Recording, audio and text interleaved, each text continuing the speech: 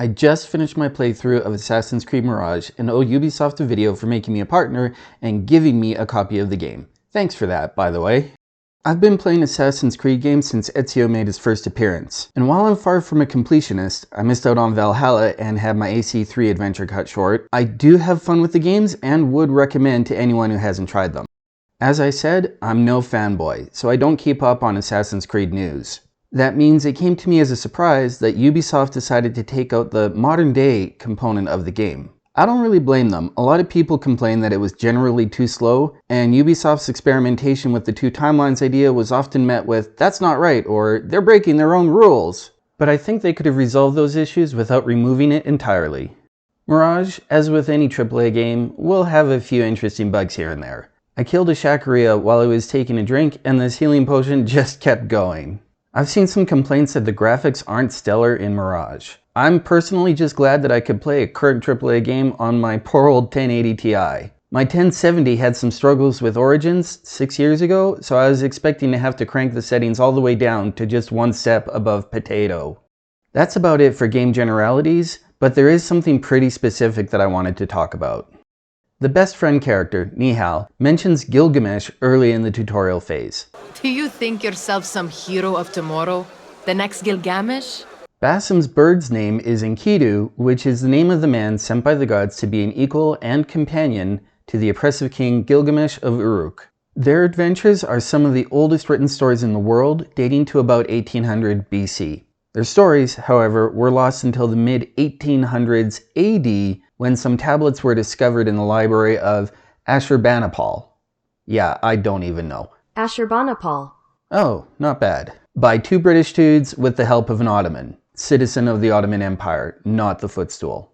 Later in 1878, the latest fragments found were dated to between 600 BC and 100 BC. While Gilgamesh remained in Greek and Roman as late as 200 AD, written versions of the story had disappeared in the 600 to 100 BC window.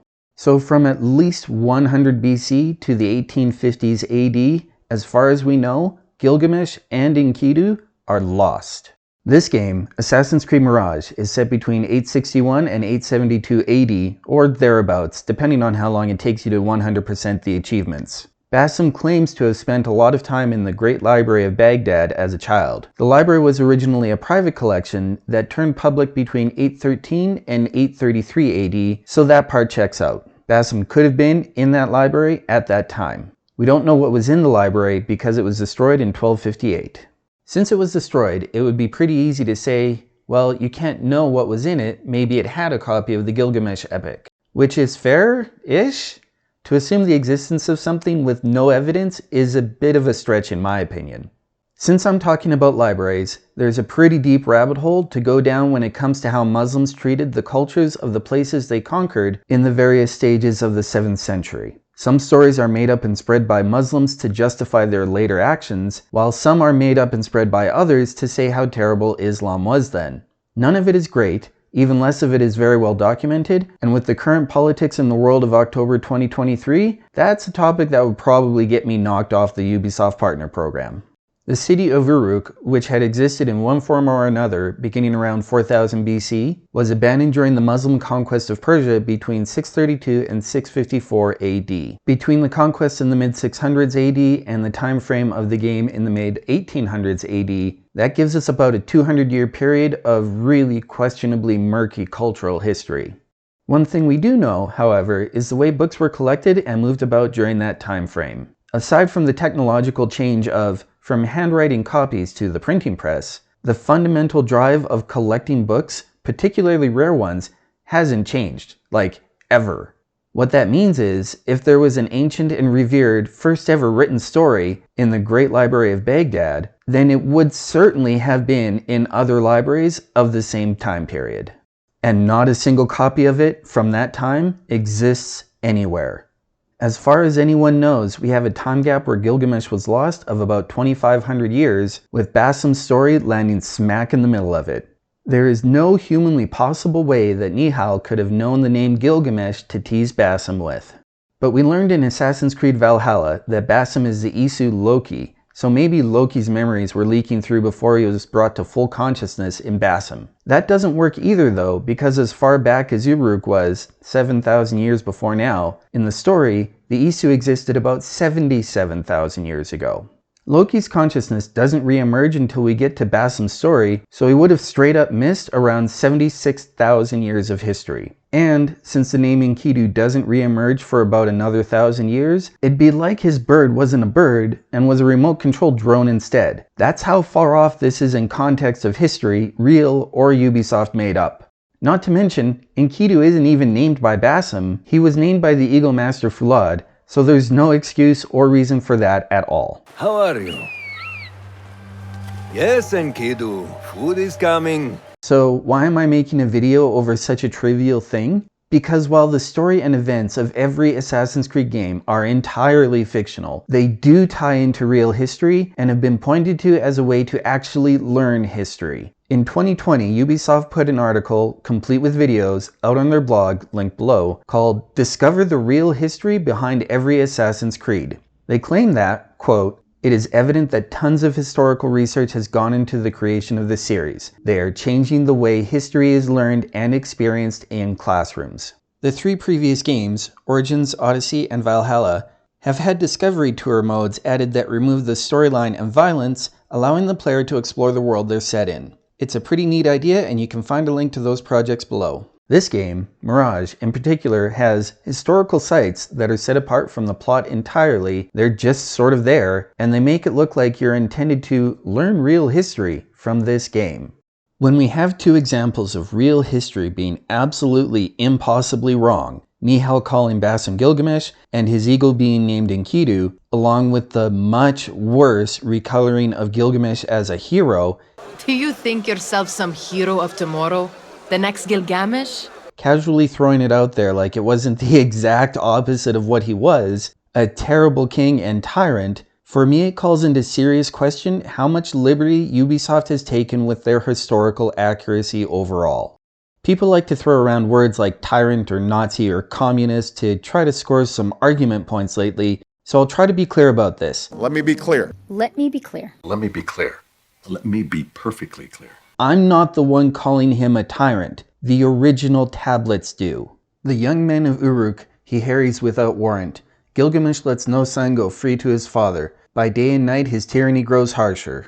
Basically, he'd like to fight so much that he'd keep beating on the men of Uruk for entertainment. Worse, though, is when the poem says, Gilgamesh lets no girl go free to her bridegroom, and he will couple with the wife-to-be, he first of all, the bridegroom after. Do you remember the scene in Braveheart where Longshanks is all like, "If we can't get them out, we'll breed them out." Everyone thought that was really not good. Oh, by God, you will not! Well, that's what Gilgamesh was doing, except not for his nobles, for himself personally. He alone got the right to have every bride on her wedding night before she went to her husband. He was such an awful king that the people called out to the gods to rescue them from him, and their solution was to send Enkidu. Then later, he was so full of himself that when the full goddess Ishtar, unlike Gilgamesh's 2/3 godliness, that was a thing, dig into that later, proposes marriage to him, he spends over 11 verses slut-shaming her. Now, it's one thing to be like, you're a lot of fun and all, but... and a whole other entirely to bring up every ex she's ever had and their terrible fate after having been with her. This results in Ishtar saying to her father Anu, "Father, give me please the bull of heaven, so in his dwelling I may slay Gilgamesh." The bull of heaven comes down, and Gilgamesh and Enkidu kill it. The gods decide that as punishment for killing the bull, Enkidu must die.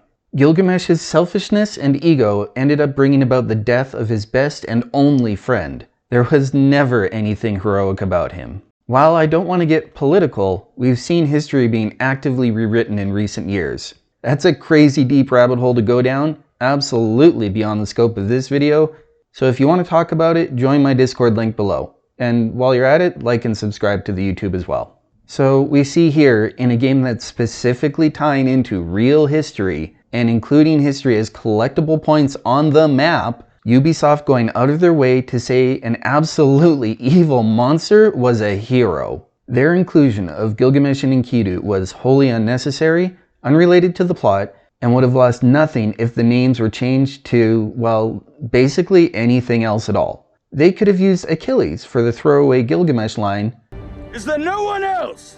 or even better, given the massive religious overtones of the game, Samson, the Old Testament guy who lost his strength when his lover betrayed him and cut off his hair.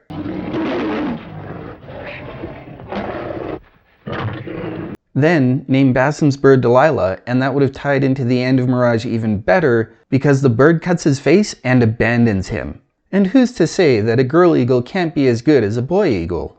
In fact, a female eagle would make more sense, because for all the companion birds in Origins, Odyssey, and Mirage, the females are larger than the males, making them better for hunting. I know eagles weren't used for hunting in the Assassin's Creed games, but in reality, if you're training a predatory bird like that, it's gonna be for hunting.